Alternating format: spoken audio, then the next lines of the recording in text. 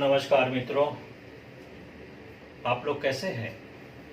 आज आज का विषय हमने रखा हुआ है कि राहु राशि परिवर्तन करने वाला है और राहु का राशि परिवर्तन ये अहम भूमिका जैसे गुरु निभाते हैं, शनि निभाते हैं, वैसे राहु का भी है।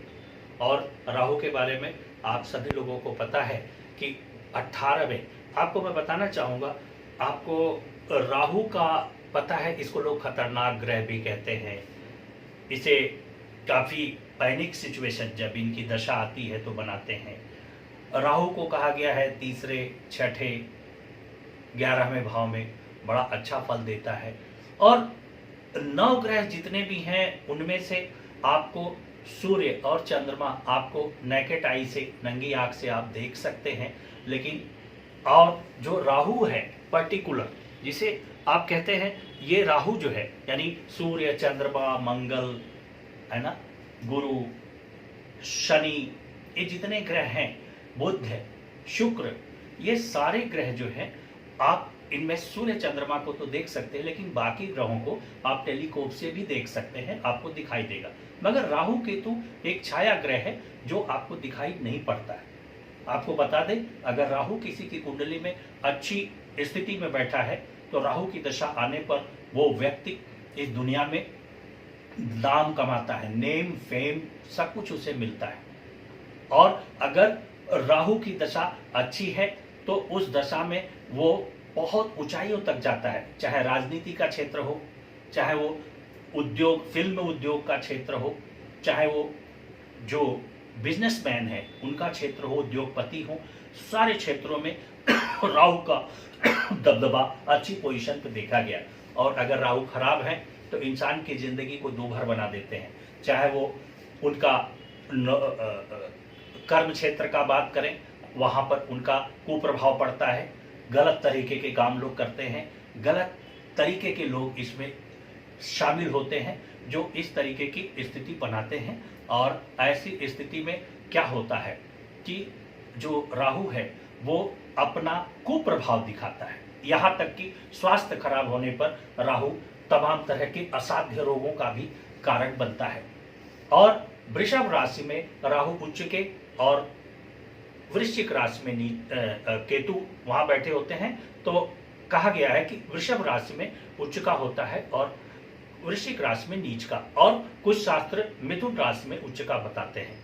तो राहु के बारे में हम इसलिए आपको बता रहे हैं क्योंकि राहु अभी देखा जाए तो पिछले साल यानी 2020 के सितंबर में ये वृषभ राशि में आया था और अब 12 अप्रैल आने वाला है। और 12 अप्रैल को आप ये देखेंगे, क्योंकि ये वक्री चलता है इसलिए यहां से मेष राशि में प्रवेश कर रहा है।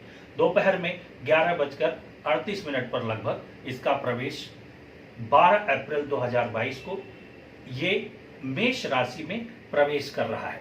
और हम आपको बताना चाहेंगे कि राहु जब मेष राशि में प्रवेश करेगा कैसे। देखिए, अभी राहु यहाँ पर है, वृषभ राशि यानी राहु यहाँ पर है और यहाँ से यहाँ 12 अप्रैल को आ जाएगा। तो राहु यहाँ पर था तो केतु यहाँ पर थे वृश्चिक में, अब राहु यहाँ आ जाएगा तो केतु यहाँ आ जाएंगे।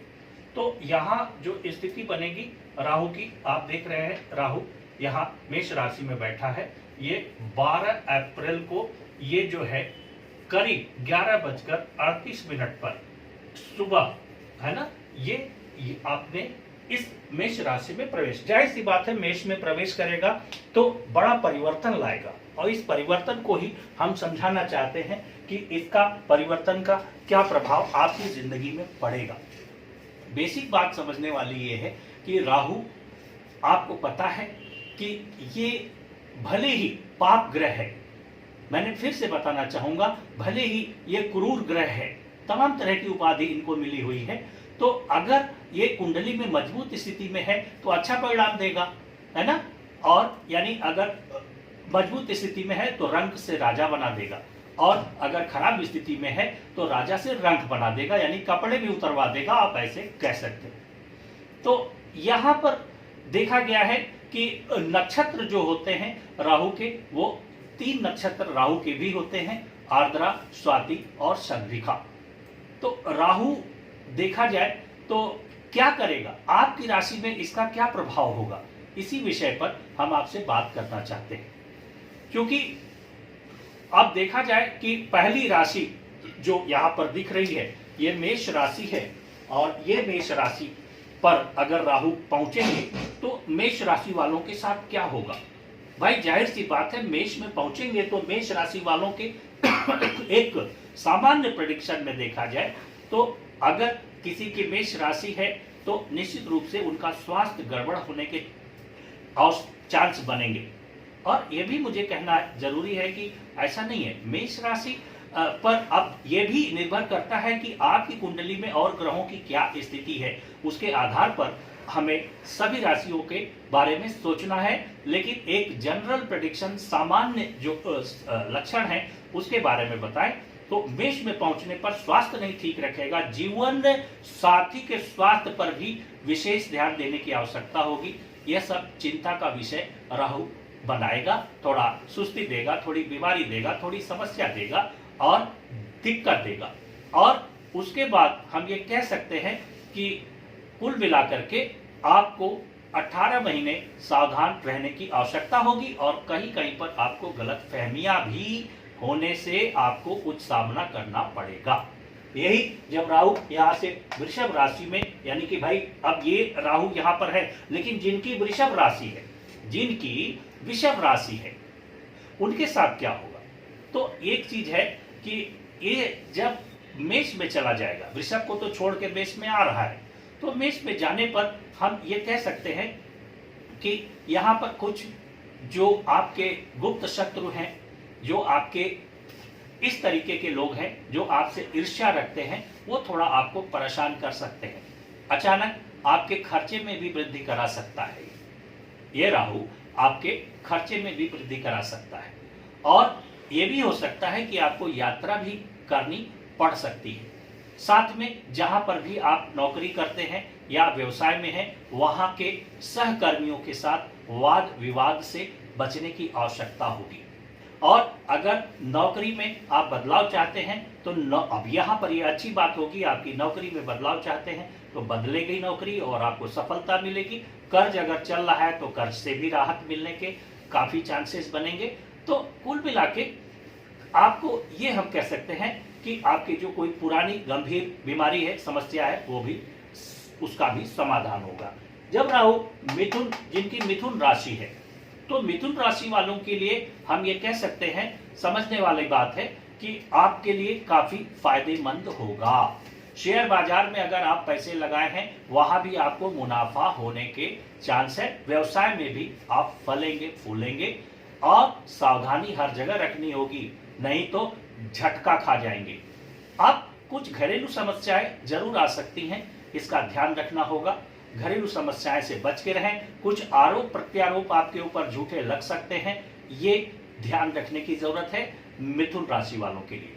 कर्क राशि के बारे में अगर हम बात करें तो जिनकी कर्क राशि है, यानी ये है कर्क राशि, तो अगर कर्क राशि की बात करें तो कर्क राशि वालों के लिए अच्छा है, सकारात्मक परिणाम देने का योग बना रहा है। कोई आप स्थान अपना जहां रह रहे हैं वहां से दूसरे स्थान पर जाना चाहते हैं, उसके लिए अच्छा है। आपके इनकम में वृद्धि करेगा कर्क राशि वालों के लिए, और पदोन्नति भी करा सकता है। आप नई गाड़ी, नया वाहन यानी खरीद सकते हैं, ये सब चीजें होंगी। लेकिन कुछ परिवार से विवाद के भी चांस बनते हैं, यानी माता पिता से विवाद हो सकता है, माता पिता का स्वास्थ्य गड़बड़ हो सकता है। इसी तरह से सिंह राशि की बात करें तो सिंह राशि वालों के लिए मैं कहूंगा, इनके लिए भी काफी पॉजिटिव रहेगा। ये किसी कार्य के लिए कोई योजना बनाए थे, वो पूरी नहीं हो रही है, तो राहु के वृष में जाने से इनका काम बनने के पूरे चांसेस बनेंगे। राहु के प्रभाव के कारण आपको ये भी ध्यान देना है कि थोड़ा आपको अपने चोट चपेट से बच के रहने की जरूरत होगी। लेकिन इसके साथ आपका अगर विवाह नहीं हुआ है तो विवाह भी होगा, आपकी आर्थिक स्थिति भी मजबूत होगी। अब यहां से ये सिंह की बात हो गई, अब कन्या पे आते हैं। तो अगर कन्या राशि है और जिसकी, तो कन्या राशि के लिए मैं कहना चाहूंगा कि थोड़ा सा इनके लिए ध्यान देने की आवश्यकता होगी, यानी कि थोड़ा ये समय इनका ठीक नहीं रहेगा। हो सकता है कोई बीमारी आरामी, कोई समस्या, कोई स्वास्थ्य प्रभावित हो सकता है या फूड पॉइजनिंग हो सकती है, मेंटल टेंशन भी हो सकता है, मेंटल टेंशन। ठीक है, तो ये सब चीजें हैं। करियर में भी आपको चुनौती का सामना करना पड़ सकता है। कन्या राशि वालों के लिए शेयर बाजार भी आपको अच्छा परिणाम नहीं दे सकता है, आपका धन हानि हो सकता है, इसलिए बच के रहे। किसी को धनराशि दे लेन देन करते हैं वहां सावधानी रखें, कहीं पर मामला फंस सकता है। तो ये सब चीजें हैं जिससे बच के रहना है। और समय काटने के लिए थोड़ा सा गधे को भी बाप बनाने की बात जो कही गई है, तो आपको कहीं कहीं पर विनम्र होना पड़ेगा, ये जानते हुए कि वो गलत है, फिर भी विनम्रता रखनी पड़ेगी। तुला की बात करें, यह है तुला राशि। तो तुला राशि वालों के लिए हम ये कह सकते हैं कि यह इनके लिए समय अच्छा होगा और आर्थिक स्थिति भी इनकी मजबूत होगी। साथ में यह भी बात समझनी है कि इनका भाग्य भी साथ देगा और इनको मैं ये बोलूंगा कि जो भी काम कर रहे हैं उस काम में आगे बढ़ें, बस अपने विरोधियों से सावधान रहें। सावधान रहना जरूरी होगा। स्वास्थ्य के प्रति थोड़ा सचेत रहें, स्वास्थ्य आपका भी गड़बड़ होने के चांस बनते हैं, यह बात ध्यान रखना है। और बाकी अपने जो आपसी दाम्पत्य जीवन है उसमें थोड़े लड़ाई झगड़े होते हैं, तो उसको बैठ करके शांति से समझौता करें, नहीं तो मामला बिगड़ सकता है। तो कुल मिला के करियर पॉइंट ऑफ व्यू से तुला राशि वालों के लिए समय अच्छा होगा, लेकिन आपके फैमिली पॉइंट ऑफ व्यू से थोड़ा स्थिति गड़बड़ हो सकती है। और बाकी अगर आप कोई प्रोफेशनल हैं, अपना कोई काम धाम करते हैं, तो अपने जो ऑफिस है वहां पर भी थोड़ा सावधानी से काम कीजिए और वाद विवाद में पड़ने से बचने का प्रयास कीजिए। वृश्चिक राशि यानी 8 नंबर जिसका है, वृश्चिक राशि जहां 8 नंबर पे अगर चंद्रमा बैठे हैं, तो वृश्चिक राशि वालों के लिए ये मैं कह सकता हूं कि यहाँ पर आपको कर्ज नहीं लेना है। यह थोड़ा वृश्चिक राशि वालों के लिए ठीक नहीं रह सकता है और कर्ज से बचने की जरूरत है, उधार मतलब लेने से बचने की जरूरत है। इसलिए अगर आप कर्ज देंगे तो कर्ज मिलना मुश्किल होगा। अचानक ऑल ऑफ सडन कोई खर्चा बढ़ सकता है, इसका ध्यान रखना है। स्वास्थ्य के लिए आपके कुछ जो ऐसे एनिमीज हैं, शत्रु हैं, जिनको आप जो है जानते हैं कि ये मेरे शत्रु हैं, लेकिन यह शत्रु को कह सकते हैं कुछ ऐसे भी शत्रु हैं जो आपके सामने अच्छे बने होते हैं लेकिन पीठ पीछे आपको धोखा देते हैं। ऐसे लोगों से आपको सावधान रहना है। लेकिन एक बात आपके पक्ष में होगी, वो होगी अगर कोई लीगल प्रोसीडिंग है तो उसमें आपकी जीत होगी, ये बात तय है। अब यहां से धनु पे हम आएंगे। 9 नंबर यानी 9 नंबर पे अगर चंद्रमा है आपका, तो धनु राशि है। यहाँ पर आपको फाइनेंशियल लाभ होगा, ये बात सही है। और कहीं पर आपका पैसा फंसा है वो भी आपको मिलने का बनेगा योग, और आपकी मनोकामना जो भी है वो पूरी होने के चांस बन रहे हैं। व्यवसायिक जीवन समृद्ध होगा और अगर आप नौकरी चाकरी में है तो आपकी पदोन्नति होगी, और अगर व्यवसाय में है तो आपको बाहर जाने की जो है स्थिति भी बन सकती है घूमने फिरने के लिए। आपकी सारी बाधाएं दूर होंगी, सब कुछ दूर होगा, कुल कष्ट दूर होगा। ये बात राहु आपके पक्ष में रहेंगे। घरेलू समस्याओं से बच के रहे और आपकी कुल मिला के हमारे कहने के मतलब जो आपकी प्रोफेशनल लाइफ है वो काफी बेहतर होगी। यहाँ से मकर राशि 10 नंबर, जिसपे 10 नंबर पे चंद्रमा है, तो मकर राशि वालों के लिए हम ये कह सकते हैं कि मिले जुले परिणाम मिलेंगे। और आपको मिले जुले परिणाम मिलने का मतलब है कि यहाँ पर आपको ध्यान देना है कि खास तौर से आपके स्थान का परिवर्तन, जहाँ भी आप काम धाम नौकरी करते हैं वहाँ से आपका परिवर्तन थोड़ा पनिशमेंट के रूप में हो सकता है, इसलिए इस पर ध्यान रखें। और बाकी ये बात सही है कि आपके कुछ अगर प्रॉपर्टी से संबंधित कोई झगड़ा लड़ाई चल रहा है वहाँ दिक्कत हो सकती है, आपके माता पिता से भी दिक्कतें आ सकती हैं, इस पर भी ध्यान देने की आवश्यकता है। सावधानी से काम कीजिए। अब आते हैं कुंभ राशि वालों पे। तो कुंभ राशि वालों का ये है कि समय अच्छा आ गया है। तो कुल मिला के कुंभ राशि के बारे में हम ये कह सकते हैं कि थोड़ा काम में आपके देरी भले होगी, लेकिन हर काम आपका सफल होने का चांस तो बनता है। लेकिन थोड़ा सा ये भी है कि कुल मिलाकर के यहाँ पर जो कोई अगर आपके अपने भाई बहनों के बीच कोई झगड़ा, अगर कोई ऐसा विवाद चल रहा है तो उसके बच के रहें, नहीं तो 18 महीने का राहु आपके परिवार में अलगाव भी कर सकता है।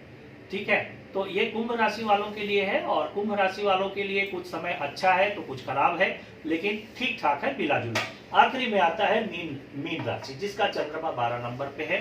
तो मीन राशि वालों के लिए हम कह सकते हैं कि स्वास्थ्य आपका ठीक रहेगा, और कुल मिला के आप ध्यान दीजिएगा, गाड़ी घोड़ा जब आप चलाते हैं सावधानी रखिएगा, लापरवाही मत कीजिएगा, नहीं तो एक्सीडेंट कर जाएंगे।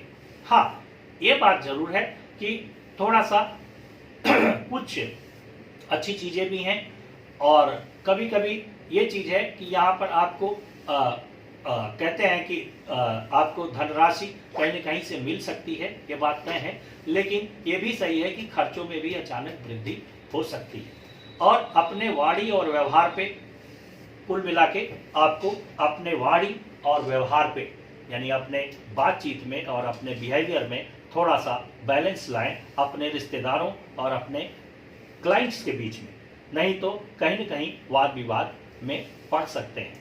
कुल मिला के जिनके लिए राहु ठीक नहीं है, उनके लिए हम आपसे यही बोलेंगे कि अगर राहु ठीक नहीं है तो सबसे पहला काम, किसी अच्छे एस्ट्रोलॉजर को दिखा करके आप एक अच्छा सा हेसोनाइट एक स्टोन आता है, उसे आप धारण कर लें, और उसे धारण करने से ये जितनी समस्याएं अगर जिनकी मैंने बताया है, उनका ये समस्याएं सब सॉल्व होंगी, 100% सॉल्व होंगी, इसमें कोई दो राय नहीं है। जो भी समस्याएं हैं आपकी, सब की सब सॉल्व होंगी। आप हेसोनाइट पहनिए, और इस चीज को ध्यान दीजिए कि एक बार आप शनिवार को कुछ सामान नोट करा दे रहे हैं, ये सामान एक बार सिर्फ शनिवार को अपने सिर से शाम को संध्या होने पर उतार करके शाम को और ले जाके आप दे दीजिए शनि मंदिर में। उसके लिए काले कपड़े में 250 ग्राम काला तिल, 250 ग्राम काली खड़ी उड़द, 4-5 मूली पत्ते हटा करके ले लीजिए, और साथ में एक शीशा चेहरा देखने वाला 1 लीटर कड़ू तेल की शीशी ले लीजिए, और इसके अलावा आपको कुछ कील ले लेना है।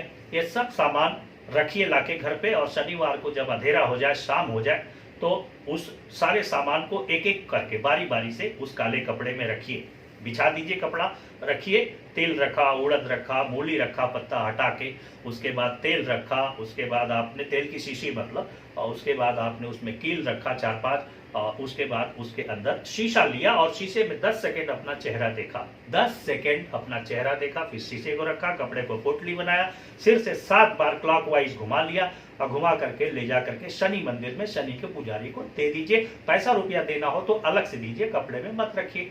और अगर आपके घर में कोई पुराना छाता पड़ा है, पुराना कंबल पड़ा है और वो काले रंग का है, इस तरीके की चीजें पड़ी हैं, पुराना चप्पल पड़ा है, तो ये सब में से कोई भी चीज ले जा करके आप मंदिर के बाहर छोड़ दीजिए या किसी गरीब को दे दीजिए। इससे राहु का जो कष्ट है वो आपका कम होगा, यह बात तय है।